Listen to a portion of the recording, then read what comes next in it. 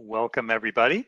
So we're going to go through a few housekeeping things, talk a little bit about resources, and then in each one of these office hours, we're taking about 10 minutes in the beginning and talking about a particular topic that folks will be working with before we get into our questions. So, if you're coming to this session with questions, I would encourage you to either type your question into the Q&A as John mentioned, or you can indicate that you want to be unmuted and be able to ask questions.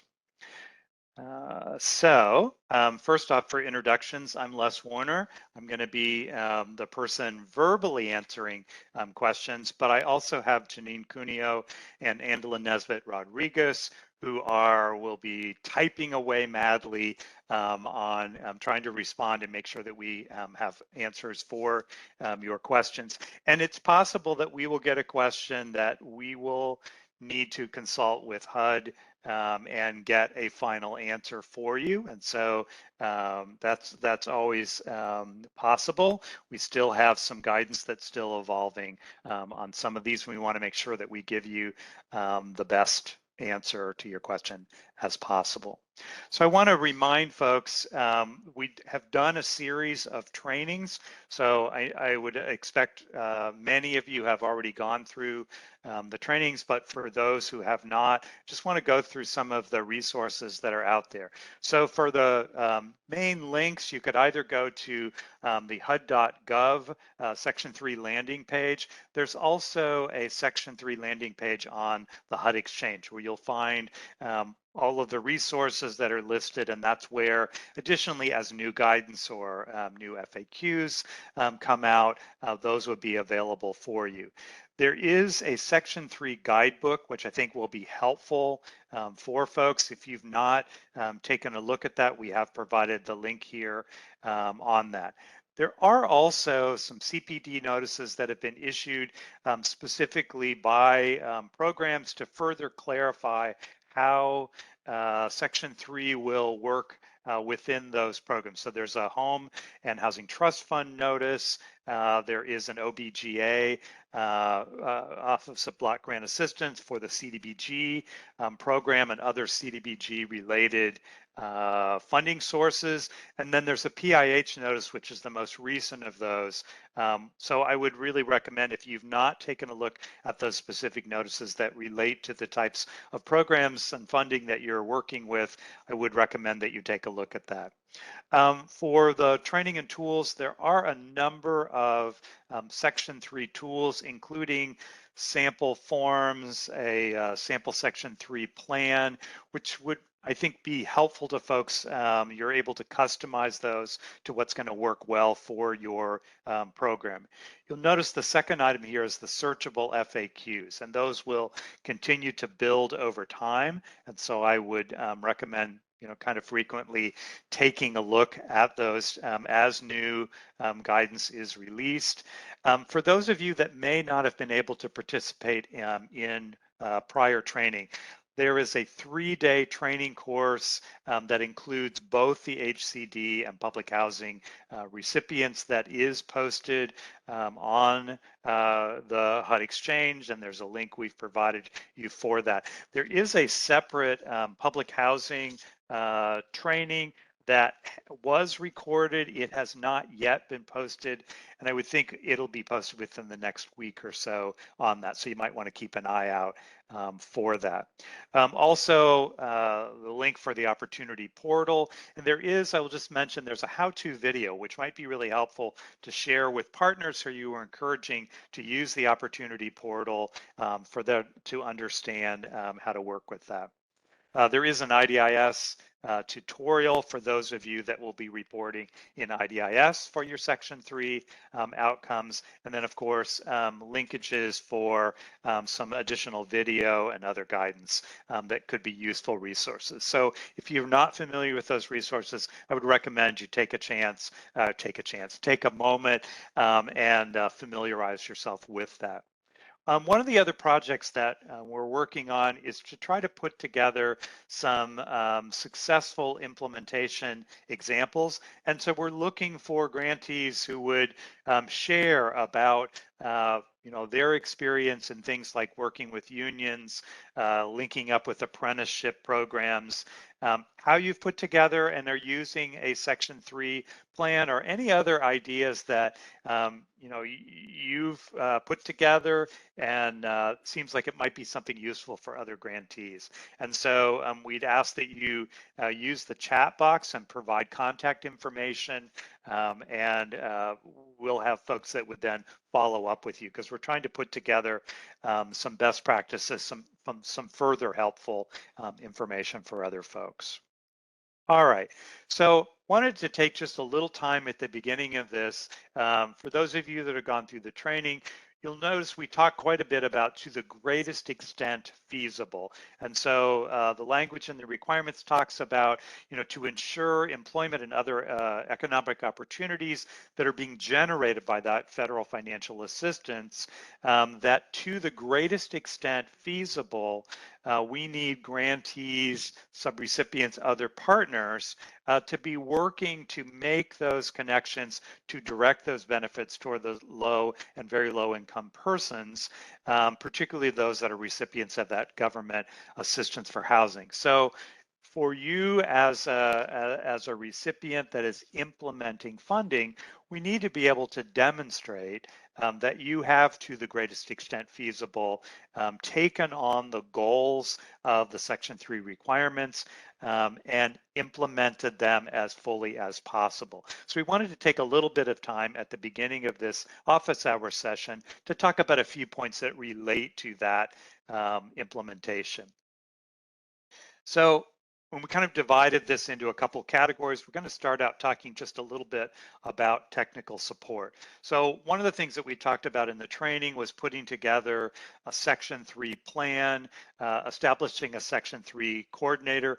The reason you want to do this is to lay out, have an implementation plan of, what's our process going to be, so that everyone, whether they're internal or external, understands what your process is going to be, what those requirements would be, and helps them understand what their role is in that.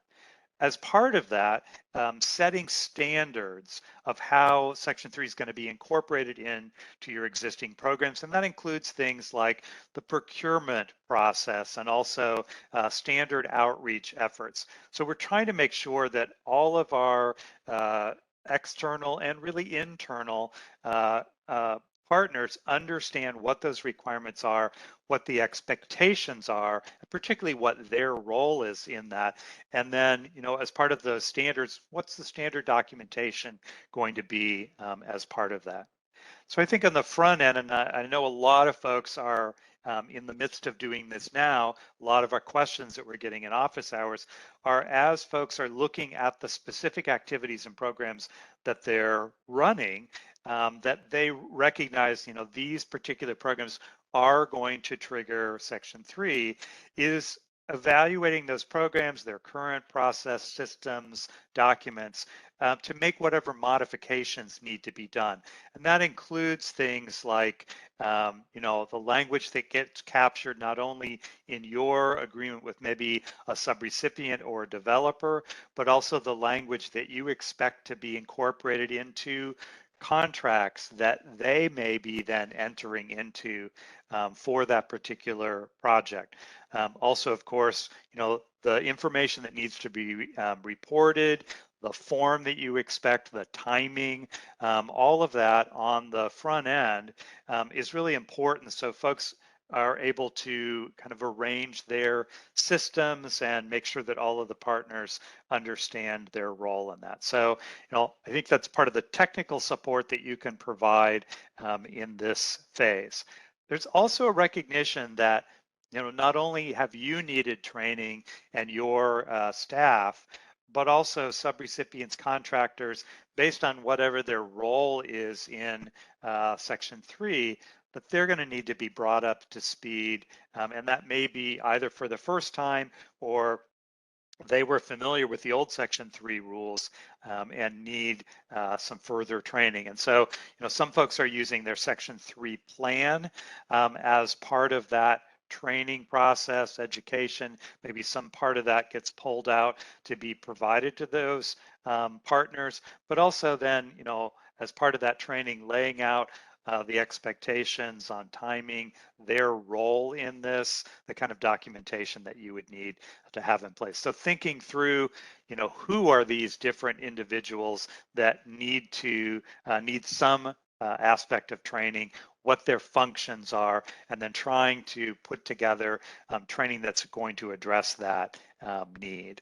And as part of that, as we go into implementing some rules that are different than they were in the past, making sure that we have ways to get some feedback about how that is going, kind of check in with partners and make sure that they understand that we are available to sort of problem solve as we go along. We mentioned one of the things under technical assistance, it's having someone designated as that Section 3 coordinator, so sort of the go-to person, and that may be helpful in facilitating some of those feedback sessions, some of the problem solving. Folks know who to go to ask questions.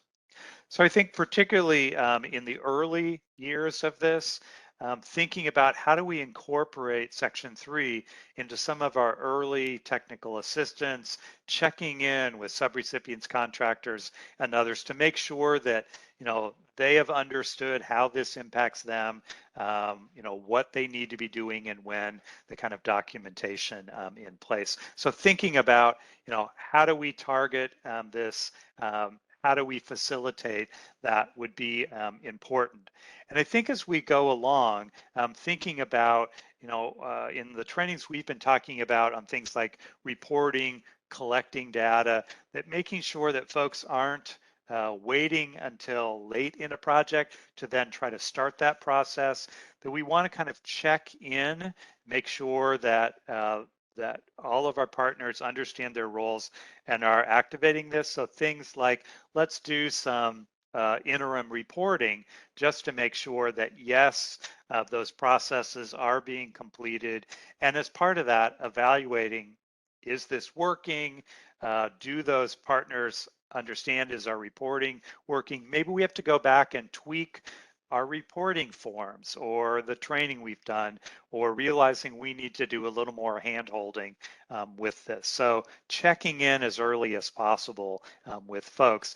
And I think, as always, we always have to kind of check in, see where things are working, where they're not, and then think about tweaking policies and guidance on things. And that will be particularly important in the early time with the new Section 3 requirements, to make sure that we're kind of on course with that and that it's working. And then we're hoping that some of those things you'll bring back, not only to suggest, hey, these are best practices that are working, other people may want to try that, or coming back to office hours. I would expect that we are going to continue to have some office hours available for you, coming back and saying, okay, we're having some challenges here, asking further questions and asking for help, whether there's a gap in guidance or you're trying to figure out how to implement this. As part of that, just mention about outreach. So we know that our goal is to meet our quantitative goals on Section 3 and targeted Section 3 workers, but we also want to make sure that our appropriate qualitative efforts are happening. And so things such as the Opportunity Portal are not only a tool to be able to match up workers with jobs and identify Section 3 businesses, but also incorporating the use of the Opportunity Portal into our standard operations could also be a way to be able to document that we have a qualitative effort in place to try to do those appropriate outreach efforts as part of that. Also, we're talking to folks who are early on doing contacts with, trying to identify, do we have a youth build or youth build programs in our area. How do we best coordinate, establish a contact with them to look at meeting part of our Section 3 goals by linking up with the youth build program. Also, the Department of Labor has an Office of Apprenticeship, and there you may also have a state apprenticeship agency. And so we've provided links here to help you establish those contacts and see if there are ways that you can more effectively create those linkages and help you towards meeting your quantitative measures on that. Also just mentioning developing a relationship with the Workforce Development Board. So they're working directly with federal, state, and local funding, and they're trying to help employers meet their needs for skilled workers. They have some paths for career advancement, and so that may be a way to tie in helping with Section 3 eligible workers, maybe also identifying where we have Section 3 business concerns that might help us with our Section 3 goals. So all of these things are just kind of suggested as think about, have you looked at these areas, how they might be helpful for your program in trying to make sure that you've got things up and running so that you can demonstrate to the greatest extent feasible that you are taking appropriate measures. You can demonstrate that to HUD as part of monitoring for your program. All right. With that, I would just want to mention here is the visual for the Section 3 opportunity portal that I was mentioning. And so this allows you to search, this allows workers to post their resumes, but it also can help businesses identify potential workers. This is for businesses. This is also where we could be posting about opportunities. So this is a great linkage that could be very helpful.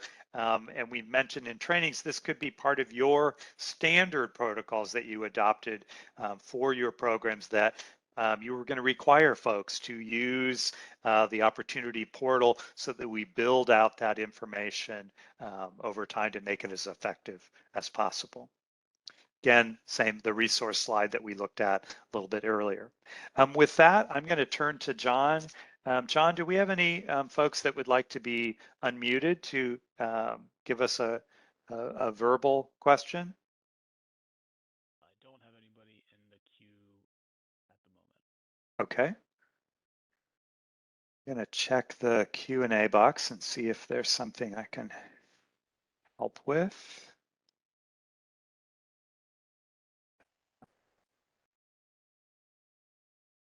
Do a little sort here.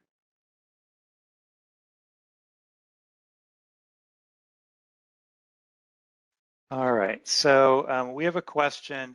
Should the contracts that are collected by PJs to verify the Section 3 clause to make sure that it is included? So I think what's intended here is asking, does the PJ, this would be a home participating jurisdiction in this example, but I think it would apply more broadly, whether you need to be checking to make sure that those Section 3 clauses are being included in those subsequent contracts that are being issued. So yeah, I think that's an important part of this process, is that we're passing along these requirements to other partners. And so when you are, let's say we were doing a subrecipient agreement, and that subrecipient then is going to be funding a particular project, we're going to be depending on that contract agreement with a general contractor to be implementing parts of our Section 3 requirements, to be collecting and reporting information. but also they would need to be including that language within any subcontracts that they were issued, so that those same chain of requirements is being passed along. And so that would be important for you as the PJ to make sure that those other partners understood what those requirements are and what their role was in that. And so we're seeing folks, some of you may have standard subrecipient agreements, or you have sample language that you are passing on to contractor subrecipients to ensure that they include in their documents.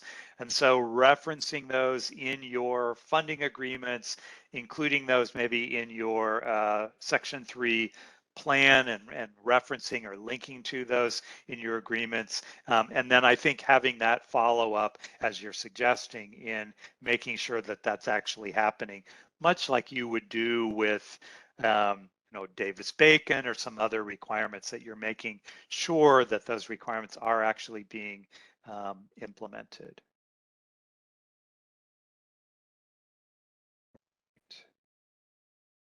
See what else. And John, at any point that you get a request to unmute, and I will just say to folks, if you've got a question that is easier to ask it live than to type it out and kind of deal with the finer details on it, I would encourage you to just let John know that you would like to be unmuted.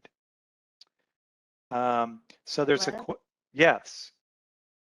I just was going to say there's a good question here in the chat about a Section 3 plan. So I thought you might want to go through that. To create a Section 3 plan, is there a draft document that we can start with to develop our agency-specific plan? Perfect. First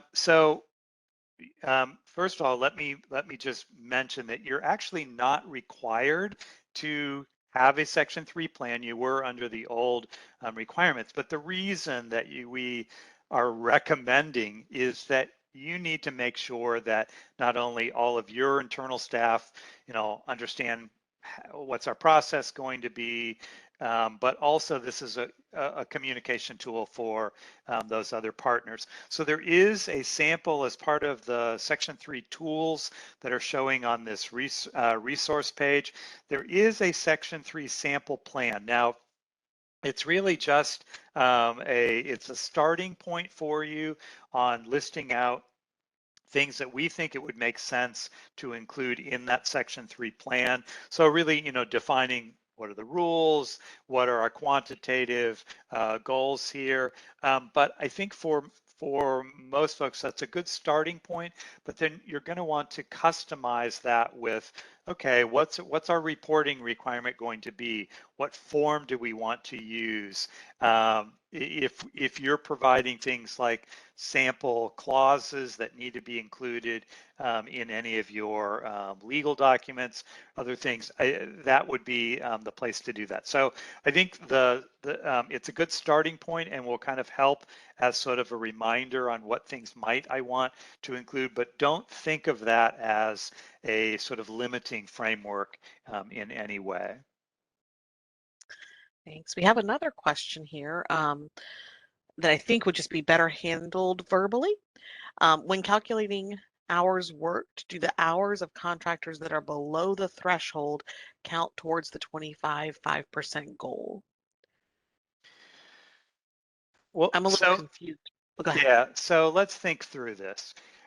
So when we have, and we have two subparts, our subpart B is for public housing, and subpart C is for housing community development.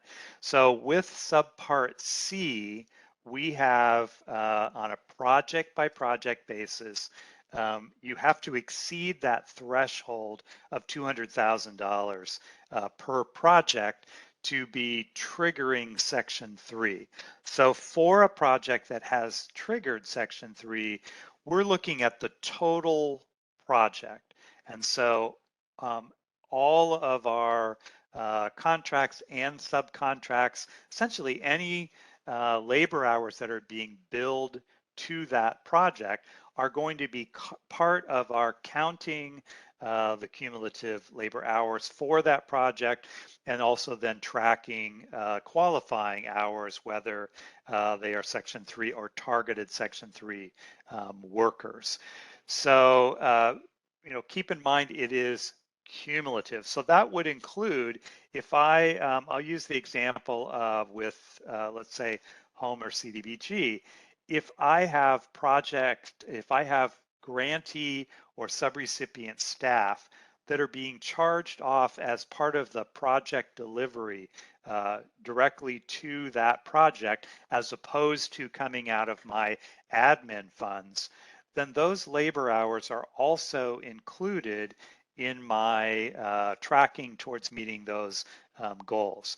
So I would then be looking to see, okay, if I have, let's say I have a staff person who is going to be charged off to that project as part of doing maybe some of the scope of work or inspections or other things that would be part of that. We would be tracking not only their hours, because that would be counted in our cumulative hours, but it would also we would be determining, are any of those workers actually, can they qualify as a Section 3 or targeted Section 3 worker? So think of it as looking at all labor hours that are being charged off to that project. And I will just mention here, so we have had a lot of folks that thought, oh, wait a minute, I'm running, let's say, a local homeowner rehab program, and thinking, gosh, I'm going to have to go to each one of these.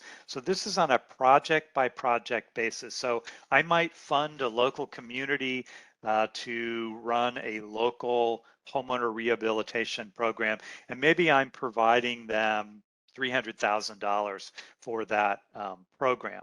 But this is measured on a project by project basis, and we define a project as having common ownership, financing, and management. And so if I have individual homeowners that are applying for assistance to make modifications to their homes, those homes are individually owned, so those are each an individual project. So unless you are exceeding that $200,000 threshold, each one of those homeowner rehab programs, none of those are going to trigger Section 3. So if this question was being asked, and I know this is long-winded, but because we have two different subparts here at play, I want to make sure that folks don't kind of take and run with the wrong information. So if I am with PHA funding and I'm following subpart B, I am looking at everything that is being funded under one of my triggering sources of funding. So it would be all contracts, all labor that's being charged off operating, or my capital funds are going to be part of that tracking. All right. Let's see. Les, I have someone in the queue. Okay, great. Ask verbally. Hope Ely, you are. Oops. Sorry, you're about to be unmuted. Okay, Hope you are unmuted. Hi, can you hear me? We can. Okay, great. So I'm a little confused about in the definitions of, Section 3 worker, like one of the ways you can qualify as a Section 3 worker is working for a Section 3 business concern. But to be a Section 3 business concern, you'd be potentially be made up of 75% Section 3 workers. And so that's a little circular. And so can you kind of tell me like what the highest kind of preference there is, or kind of why it was written in that way, and like how we can like use that to run our programs? That's a great question. So I think the key thing here is, and I'm going to speculate a little bit, but I believe it is written in this way to give you sort of an easy process in the case where you have a business that qualifies as a Section 3 business concern. you're able to make this presumption at that point that even though they only have a minimum of 75% of their workers that would be qualifying, if once they meet that threshold and we qualify this business as a Section 3 business concern, we're able to make that presumption then that all labor hours for that business are qualifying for both Section 3 and also targeted Section 3 workers. And so it's sort of you've been able to hit the easy button essentially that, okay, if I've got a Section 3 business concern, we're just going to report on what are the total labor hours for that entity, and we're going to be able to count all of that as qualifying. So whether that's a general contractor, a subcontractor, that kind of streamlines that process for reporting. Does that help? That's really helpful. Thank you. So that's part of why we talk quite a bit about, doing outreach and trying to identify, might there be some businesses that would be able to qualify on this? There might be, as part of your outreach, might be helping businesses that you've kind of identified that might be able to qualify, helping them understand what would that take to document that, because it's going to be really helpful to you to have some qualifying entities. It'll just streamline things for you immensely. John, anybody else in your queue? Yes, it looks like we have Granville Woodson. Okay. You are unmuted. Can you hear me? I Yeah. can. Okay, great. So, and this is to go back on, I guess, the smaller projects. We do a lot of business facade projects, but Okay. say a developer or, we grant them over the $200,000 threshold, but they're doing 10 or 15 small facade projects, and each of those is only $15,000 per address. Does the are each of the small facades separate, or do we have to apply Section 3 to the whole amount because it's one grantee is receiving a large amount of money but doing 10 different small projects? So let me pull up. I want to see if I can find. Let's see. Let's try. All right. So, and what kind of funding are you using? I believe it's CDBG funds. Okay, so it's HCD funding, so which is why we have this threshold of $200,000 per project. So that's our first sort of test of, is it a triggering funding source, and then looking at the threshold. But we also have a requirement, and I'm trying to see if I can find. So here's our definition I just mentioned a minute ago about this defining a project. And so in the example, as I understand it, when you're talking about helping businesses, they're going to be under separate ownership. And so each one would be considered separately a project. But what I'm trying to get to, let's see. That was my understanding. It's just, in our office, we have different opinions. So just trying to get it clear.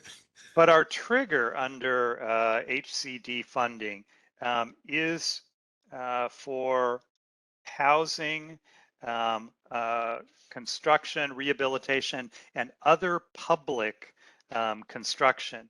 So as I understand your description, it sounds like you are helping businesses that they privately own. Those are not public infrastructure, but would be privately held business locations. So Correct.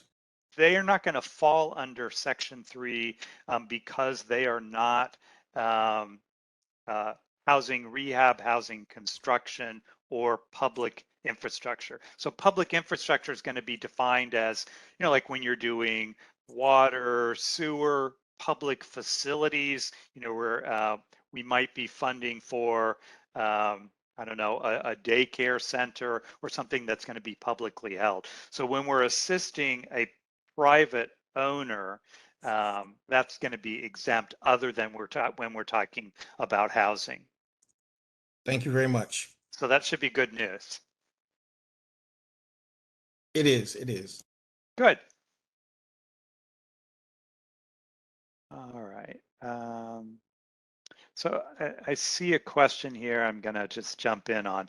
So in this, we have a question saying, they're working with CDBG disaster funding, and that they would have hundreds of properties that are going to exceed the $200,000. Is each of these projects reportable in DRGR? I'm not sure if we have, I know that there's been some discussion about the logistics of this. For IDIS, we have good clarity on how that's going to be addressed. I think there have been some discussions about how that might be dealt with for something like DR, where the numbers are going to be so significant. I'm going to jump in here for a moment.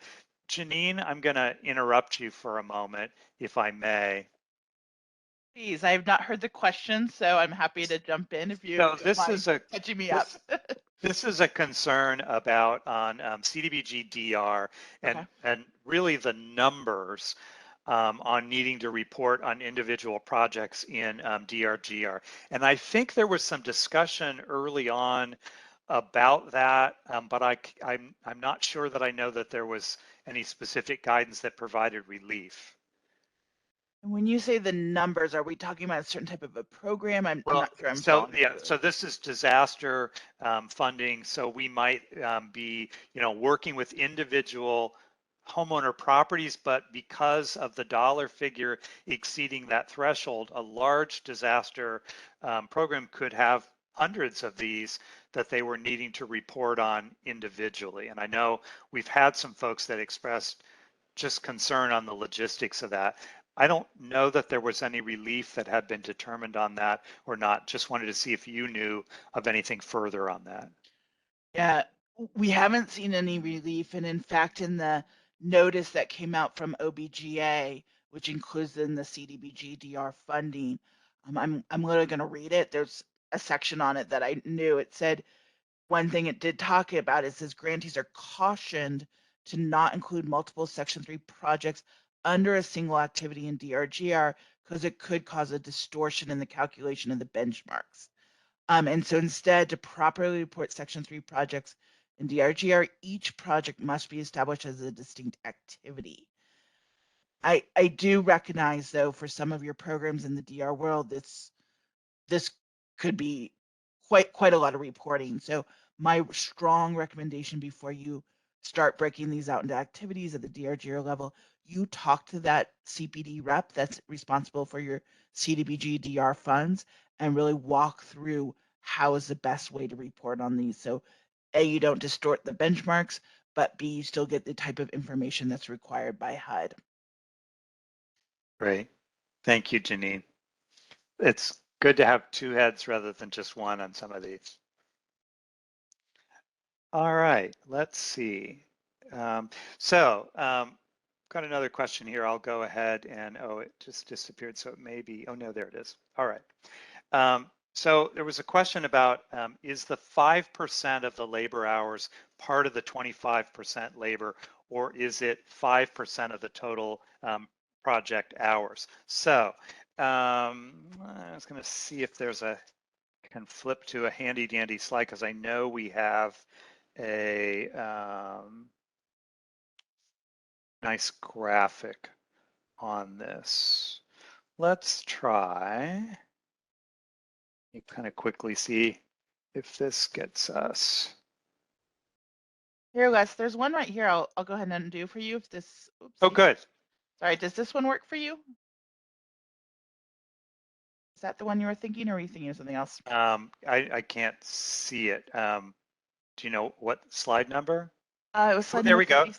Yep. There we go. Exactly. That's exactly Great. what I'm looking for. Perfect. So this is the graphic that kind of tries to help explain this. So we oftentimes have people thinking, well, you know, if I've already reported this worker as a Section 3 worker, I couldn't report them also as qualifying as a targeted Section 3 worker because that somehow would be duplication. So what we're doing here, when we're tracking our labor hours, we're looking at all labor hours for the project itself. So that's our I guess, purplish sort of color here, which would be total labor hours for this project. And then we're looking for qualifying workers based on our definition of Section 3 workers, which is our 25% requirement on this. Our 5% set aside, which is for targeted Section 3 workers, all of our targeted Section 3 workers would also qualify as a Section 3 worker.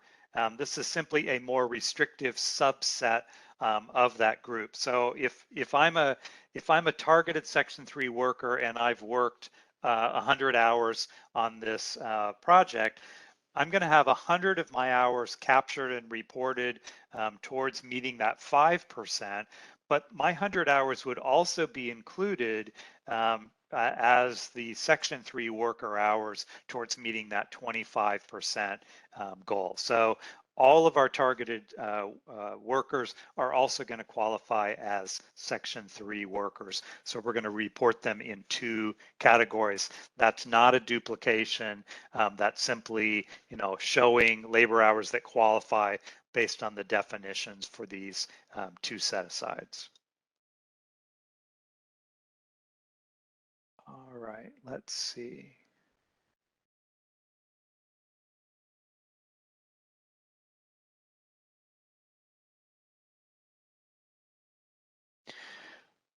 All right, so I'm going to take on this one. So there's a question about if the location of the business doesn't play a factor into eligibility as a Section 3 business concern, how do I verify if the business, for example, is located in Houston, but is a subcontractor to a project in Louisiana? What area should I go by for the HUD income limits to verify that the business is controlled by a low or very low income person? So we have 3 ways, and let's see, I want to use my little cheat sheet here.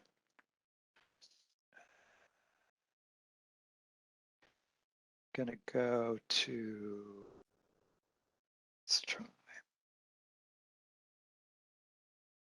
So in our definition, no, that's not what we want. We want a Section 3 business concern. Let's try. All right, so when we define a Section 3 business concern, we have 3 different ways to be able to document that. So if we are documenting it based on ownership and control, then you know, if we're looking at income for ownership, we're going to be looking at where those owners reside. So, you know, if they are in Houston versus Louisiana, wherever they reside, we're going to be looking at the local limits for those owners to determine, are they income eligible. For, you know, owned or controlled by current residents of public housing, we're going to be looking at where they live and determining that. But when we are looking at this test of are over 75% of their labor hours performed by workers that are qualifying, we're going to look at the last 3 months of their payroll. So we're not a specific project, but we're just looking overall at their workforce. And then we're going to be making that determination based on the income limits that would apply. So if we've got workers that are, maybe part of our workers live in one MSA, we're going to use those income limits for those workers. But if I've got somebody that is driving in, it's a long distance commuter, and they are coming in from another area, we're going to need to then pull the income limits for where that worker resides to then determine, do they qualify or not. So, hopefully in trying to make that determination, it won't be that there are lots and lots of different income limits to work with, but that would be, we're going to base that determination on where that worker actually resides, rather than where the ownership of the company is, or where the current project that they're working on. Hope that helps with that question. Let's see. Andalyn, it looks like you. Yes, hello.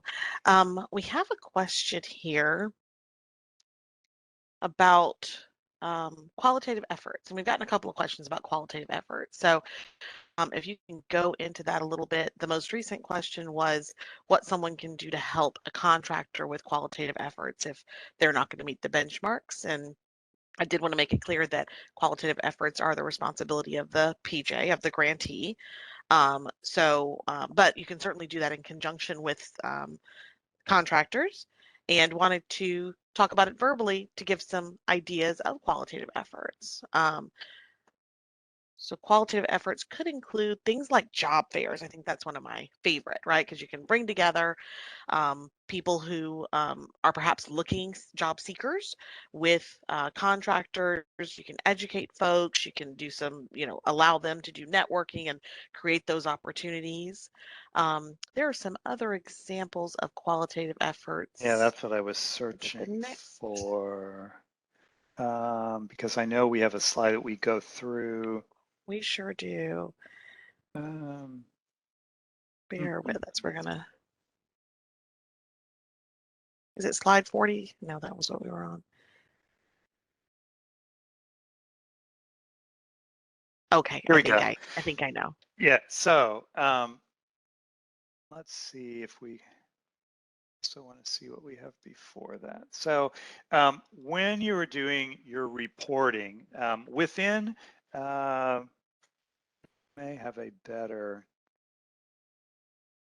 Just trying to see if we've got a better slide example. But while I'm working on that, so as part of your qualitative efforts, which you're going to want to have in place on all of your projects, and that's kind of what I was talking about with the Section 3 plan.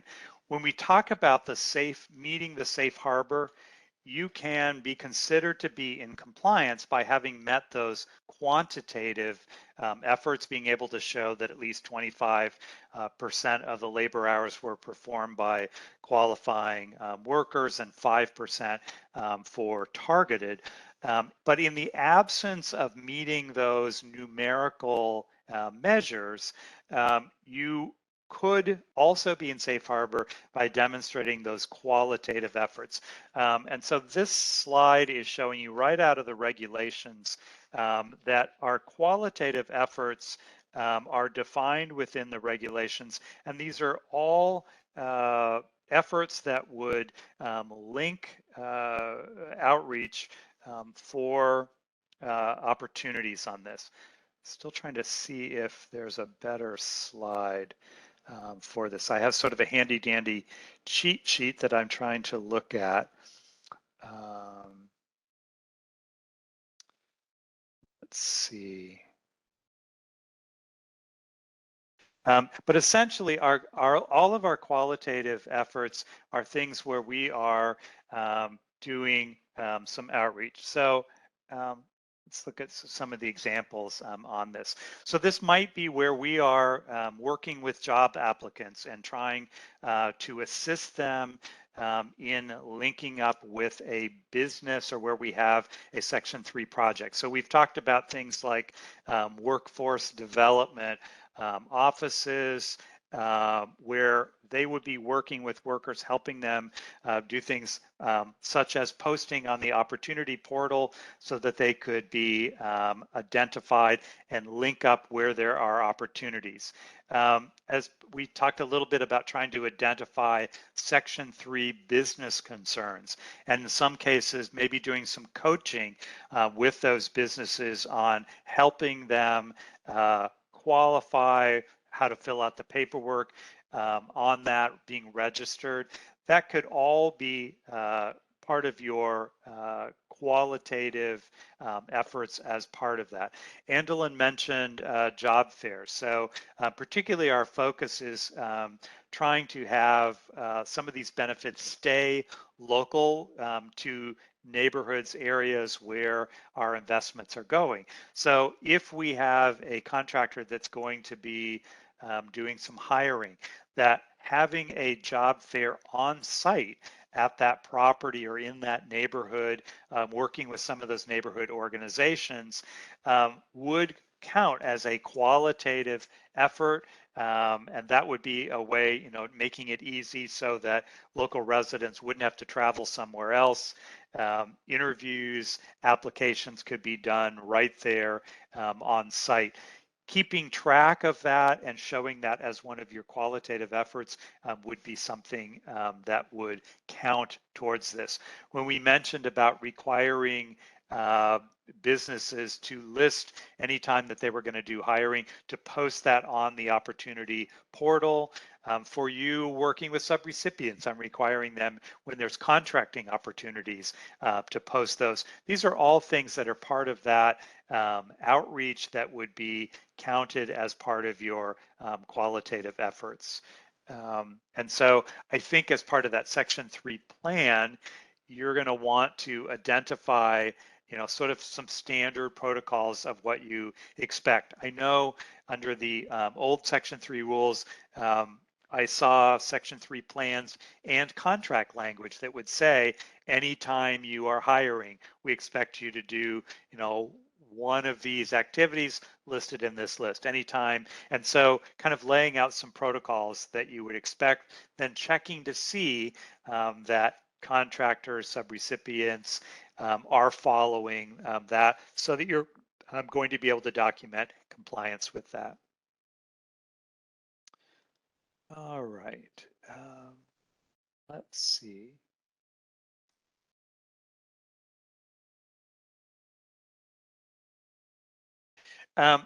So this question, which I think is related, saying in the section of IDIS that there are 20 check boxes, you need to have a certain number of boxes checked and have supporting documentation. So what is required here, and this is the screen related to that, what you're only going to see this screen at the point that when you are reporting an IDIS, that you are shown to not meet the quantitative. So if we back up a screen here on IDIS, you're going to be plugging in information on that project about total labor hours, about qualifying Section 3 and targeted worker hours.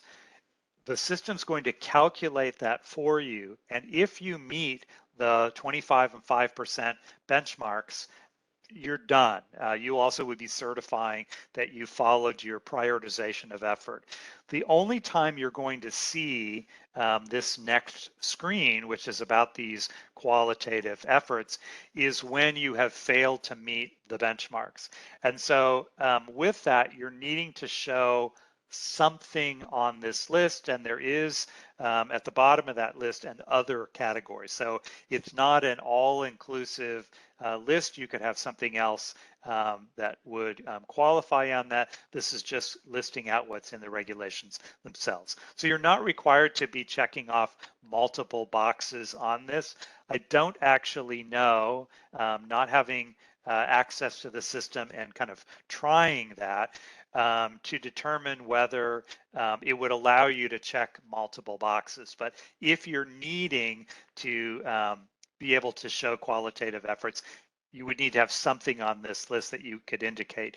You're not submitting any documentation as part of that, but keep in mind that as part of compliance monitoring, HUD could be asking to see, based on what was reported in IDIS, what that was done. So, for instance, if you were, if the contractor did an on-site job fair, I would think that you would have files that are going to collect, here's the posting that we put up on site. It happened on a particular date. Maybe you had people sign in.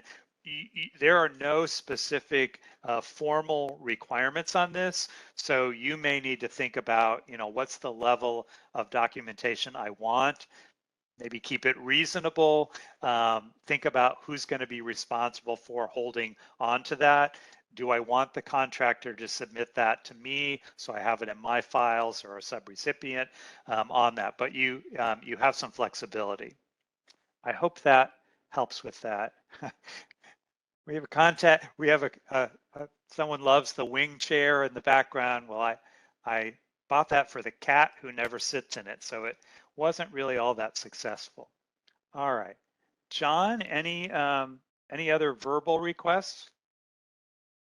It looks like Granville has another question. Great. Granville, you're unmuted. Well, someone just said that they're going to have to consult with HUD in my written response, so I won't put you. Well, I feel like I need to ask it, but if you don't have an answer. So I am in Washington, D.C., and we are part of the uncapped low income limits. So on the income website, it says that our single individual person would be $63,000, but the uncapped limit that we got is $79,700. So well, I have. Are you an exception community? Is that part of your for an area benefit? I believe so. It's So like San Francisco, DC, some places in New York, New Jersey, where the income limit doesn't have a cap. So I agree with our folks that we're going to need to double check on this. I do know that under CDBG for area benefit that we have some exception communities that essentially don't have pockets of low income, and so there's a way to do an alternative ranking on that, which would give you then a top number that would be different than the income limits themselves. So that might be what's happening here. But I think what we should do here is, as whoever typed on this suggested, I just want to double check to make sure that that's accurate. Jeanine, That anything was you want me, to? Les. Yeah, I feel, and sorry we can't answer that for you right now, Granville. I think, my understanding of the uncapped low income limits, it's usually applied to the moderate, and it's usually applied to the median family, not the individual household. So there are just some nuances here that my understanding has some limitations, and I'd be afraid we'd answer you incorrectly off the cuff. Yeah. So I think it'd be best we consult. Our apologies. No worries. I have sent this email to HUD directly, and I got the same kind of we don't know. So I thought I'd ask again. Well, good luck with that. We will see what we can do on that also. All right. So we have a question in here. For a project that crosses federal fiscal years, are the labor hours reported in IDIS for each fiscal year annually, or for the project as it is completed? So I want to be clear on this. For HCD projects, essentially for Section 3 reporting, they've really melded this into what your program requirements are. So under Subpart C, which is our HCD funding, and for those of you using IDIS, you're doing your reporting into IDIS at project completion for Section 3. So you're not needing to report this on a fiscal year basis.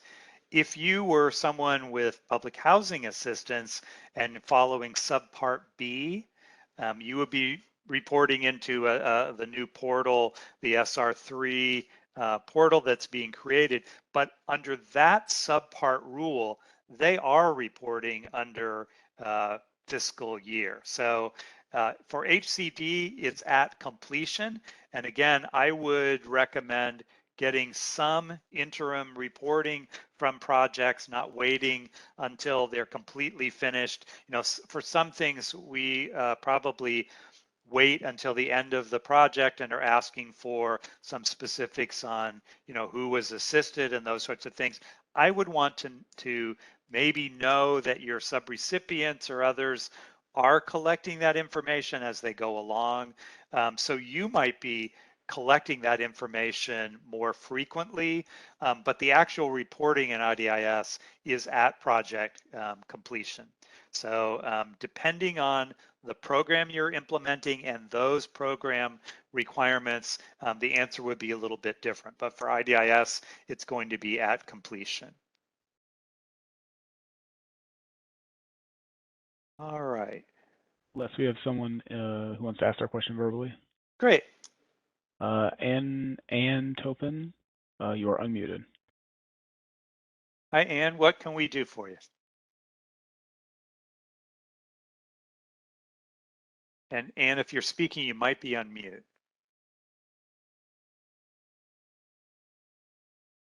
Can you hear me now? There we go. Okay, sorry about that. I have a clarification and a question. So I'm the one who was asking about 5% labor hours, 25% labor hours.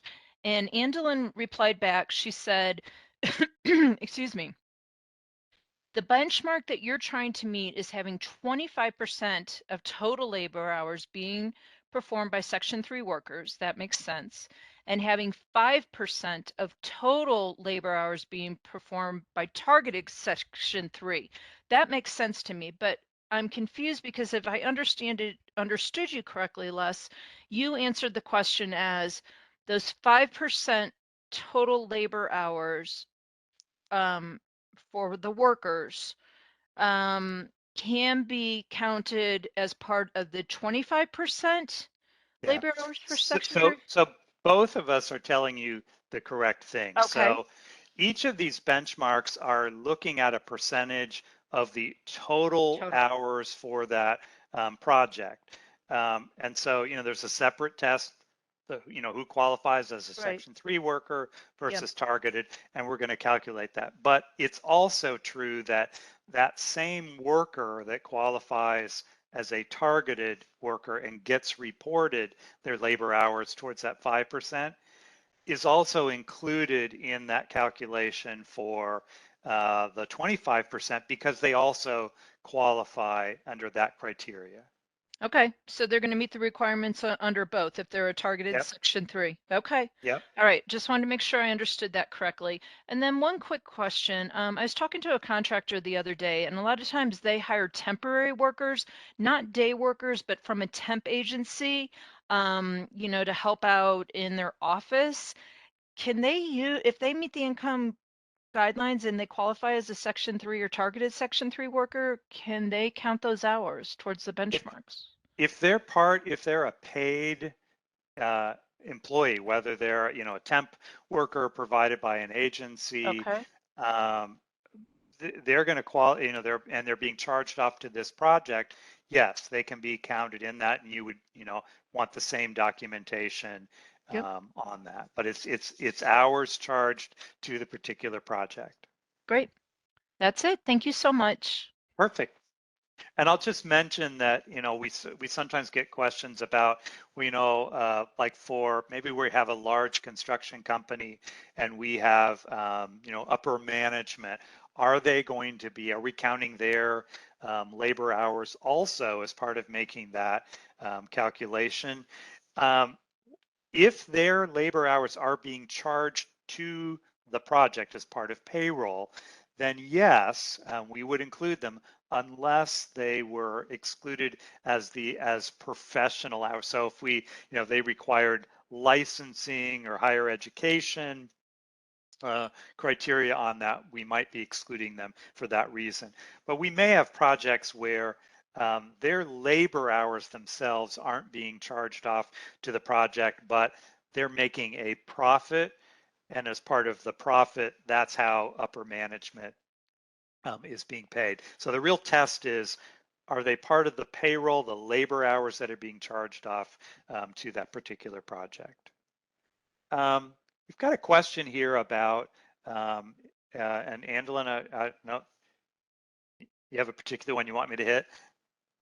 I did, and then also probably the one that you were going to hit too. Okay. Both of these I think are really good to be answered verbally, but we had a question about a Section 3 plan and whether each subcontractor should have a Section 3 plan or the contractors should have a Section 3 plan.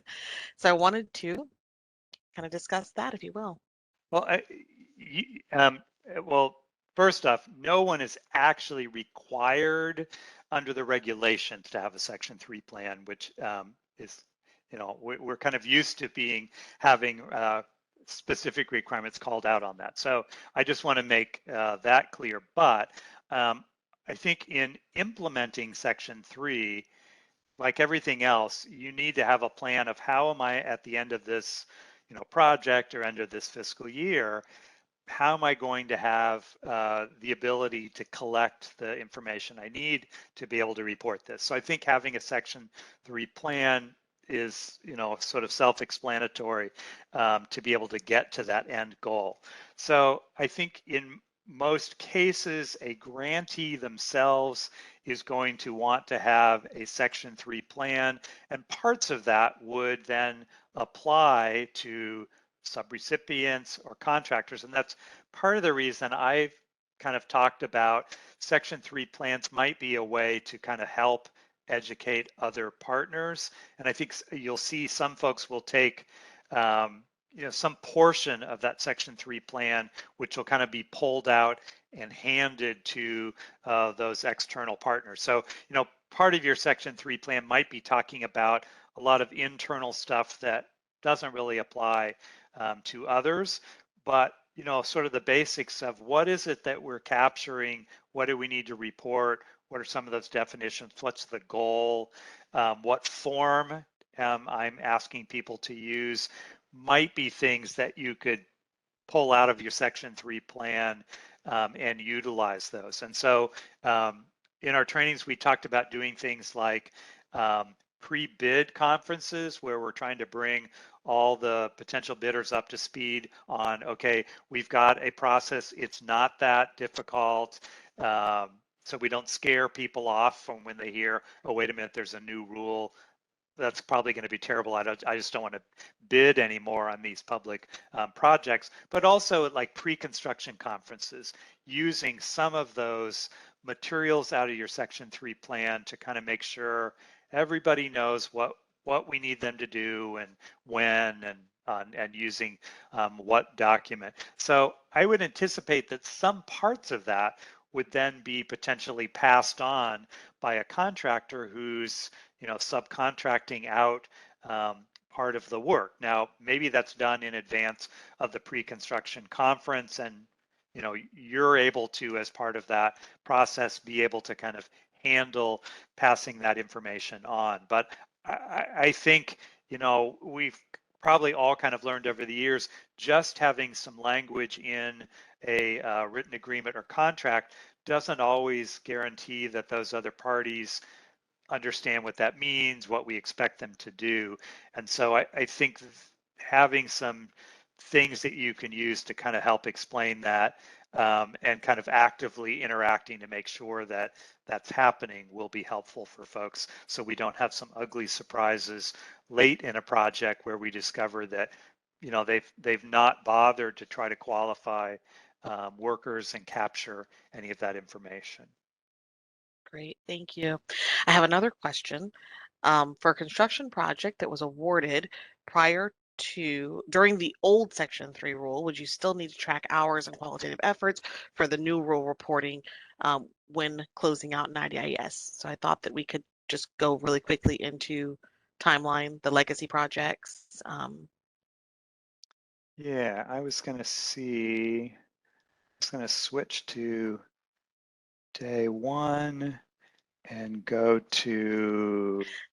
Yeah, I got it pulled up here for you, Les. There you go.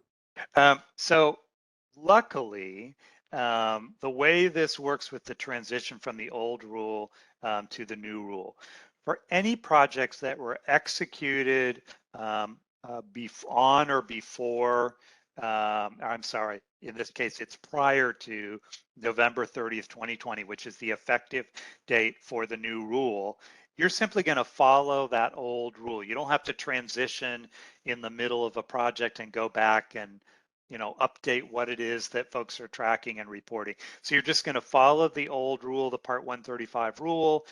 You're maintaining those records. So if HUD were to monitor to see, did you complete this project and follow Part 135, you would have that in place. So as long as those funds were committed, the contract was signed prior to the November 30th, 2020 date, you're just going to stay with the old rule.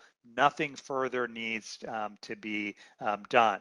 For projects that then were executed, that a written agreement was put in place on or after November 30th, 2020, that's when we then say, okay, this is falling under the new rule, Part 75. And so at that point, we need to make sure that our language is appropriate, that we're following those requirements. Now, there are notices, as I mentioned, that individual funding sources, OBGA has issued a notice about that transition and when reporting will begin.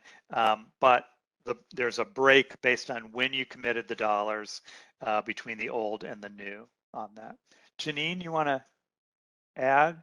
Thanks. I was just going to jump in. I do think, especially that question also came in around closing out IDIS project. And so I did want to note one thing that's very important for the legacy projects. In the previous slide that Les just showed, there is something in IDIS as well as DRGR where you literally have to check a box on that project when you're setting it up if Section 3 is applicable or not. If you check that box, then in subsequent screens on IDIS, it will then not just allow, but require you then to report on Section 3. If you don't check that box, that means it's not applicable, and then therefore you're not reporting on Section 3 in the subsequent screens for that project. And so I want to make it really clear that if you have a legacy project and you accidentally hit section, that it is applicable to Section 3, you will then be required to report on that. And that could be problematic because it's a legacy project. So it's not required to follow the Part 75. So I just want to make sure you're really clear in that in the current IDIS screens, it's all about the labor hours. And so if it's a legacy, you do not want to check if Section 3 applies. You need to make sure it's not checked, because if you check it, then it's going to be required. So I just want to throw that every project you set up in IDIS, it asks you the question, is Section 3 applicable or not? And it is up to you to make that determination based on the rules and regulations of this program. And Janine, do you know by chance, does it say Part 75? Because that would be really confusing for folks who would say, well, yeah, Section 3 did apply, but it was Part 135 versus 75. So people are going to have to be watchful on that, I think.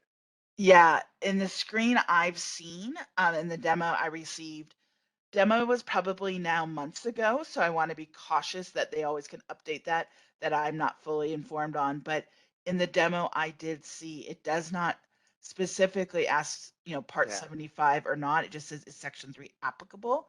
And it's a yes or no. What I have noted then in the subsequent screens is all about the labor hours that you are needing to report on. So therefore, they're really asking about the Section 3, Part 75 applicability. And part of this, just remember, is because in the legacy program, You used to be doing that into Spears, and they've said basically for anything legacy, you do not need to report. You need to keep that data in your own files because that could be monitored. But for legacy projects, you do not need to report. And so it's kind of the assumption is then when it's asking that question IDS, it is for part 75. Okay. There's a good video on this. It's if you YouTube, it's on the HUD channel, and the title of the video is Section 3 Demo IDIS.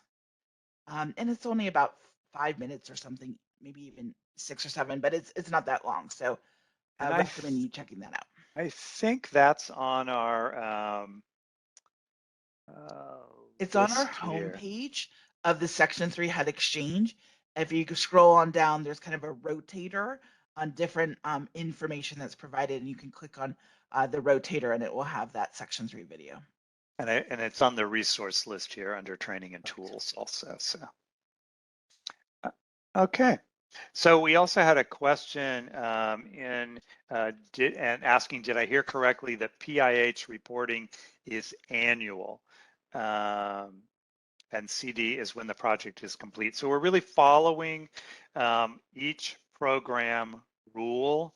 And so for the HCD funding that is IDIS, those are being reported at project completion, much like you would do with, reporting beneficiaries on that. But for CD, which is, or for PIH, which is falling under Subpart B, Subpart B specifically requires that it be reported on a fiscal year basis.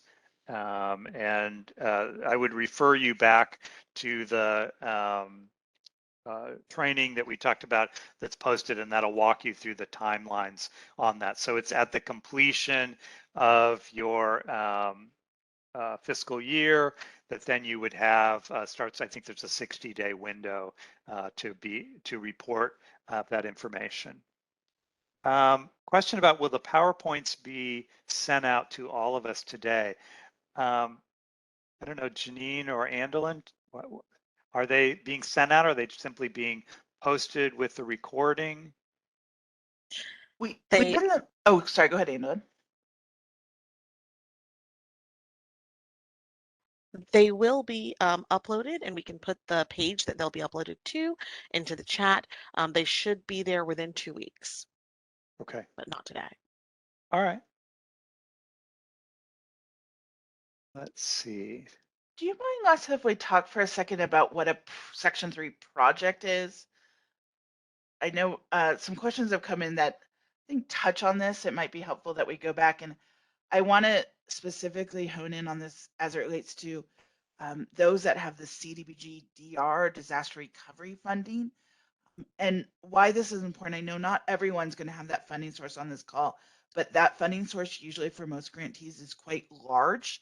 It's a large dollar amount, and so therefore the thresholds of $200,000 often kind of goes above and beyond that. So it's important for you to understand what a project is in order to determine when that threshold will be required. And I'm trying to look for the slide that would be a helpful reference on that. I think it's slide 30 on day 1. Yeah, that's what let's try this.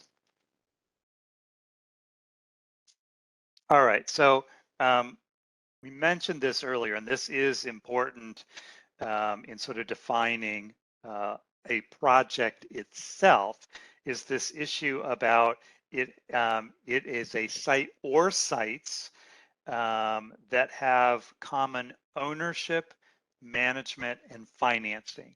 So I use the example of if we were running a program where we had individual applicants applying, those individual applicants are each separate ownership. And so those would be considered each separate project. So when we're applying that threshold of does it exceed $200,000, things like I referenced the homeowner rehabilitation program, that's going to be, each one of those are going to be considered to be a separate project. So we would then have to evaluate, do they exceed 200,000? So some of you may be looking at your portfolio and saying, well, you know, we run a homeowner rehab program. There's a maximum level of assistance of $75,000.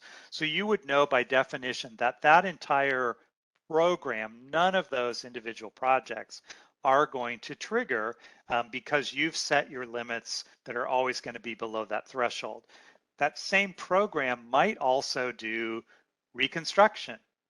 And maybe your limit for reconstruction is set at, I don't know, $225,000. So in those cases, those projects might exceed that. So maybe some of your reconstructions will be under that 200,000. They will not have exceeded the $200,000 threshold, and others will. When we talked about in disaster, where we're doing you know, large investments because of scale of damage to individual units or properties, we can then easily have all or large portions of our programs that we're operating, each of those projects exceeding that threshold and triggering those requirements.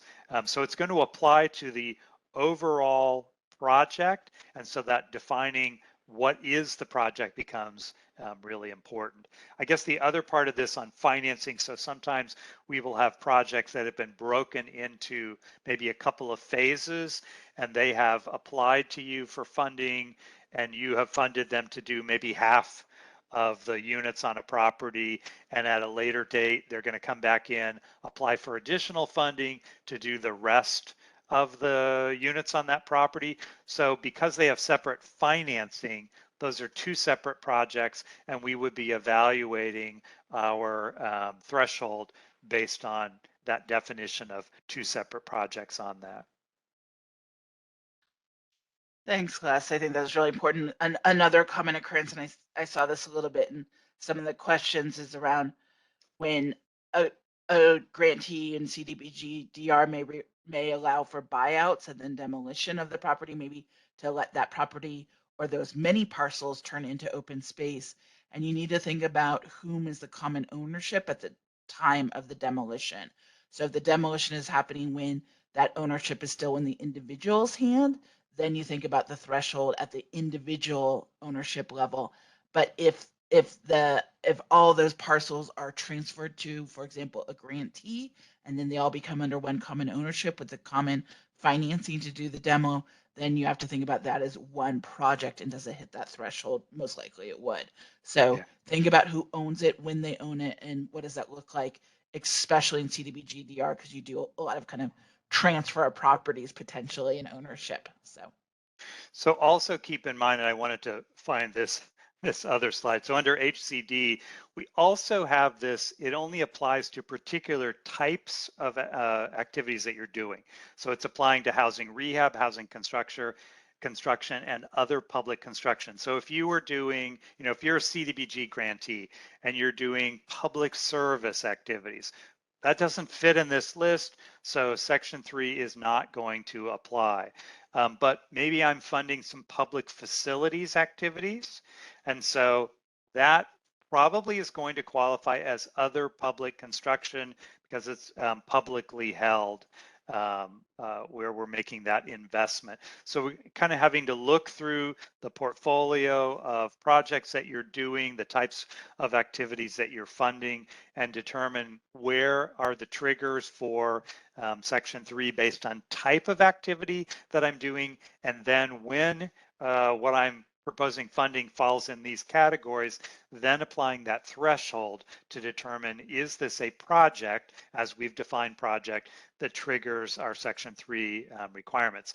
So, you know, our documentation, what we're setting up in IDIS, you're going to have some things that you're saying, no, Section 3 doesn't apply because it's under the threshold or it's not the type of activity that triggers Section 3 requirements. And maybe to add on there, Les, for those that are in the public PHA world, If you guys go to the PIH Section 3 notice, and on page 4, at the top of page 4, there's an excellent chart there. Literally on one side, it says what is applicable, and on the right-hand side, it says what is not applicable. And I cannot recommend enough making sure you really understand that. There's some good language underneath that chart that goes into the detail of each applicable and non-applicable item. An example of a non-applicable for you PHAs out there are your housing choice vouchers.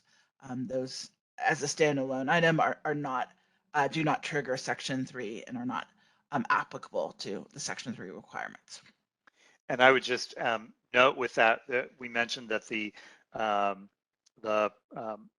PHA training on Section 3 we expect to be posted in another week or two on that. So we do have, we probably have time for just a couple last questions. We have a question about publicly owned, and that I think relates to this applicability on other public construction.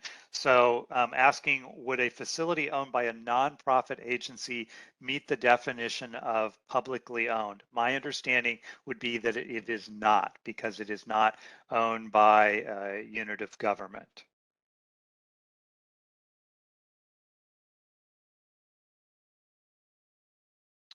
All right, so we'll just cover a couple of last things. So I wanted to remind you on the, hopefully it'll switch.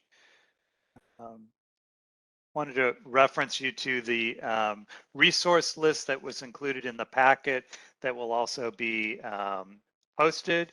And I would recommend that you take a look at that.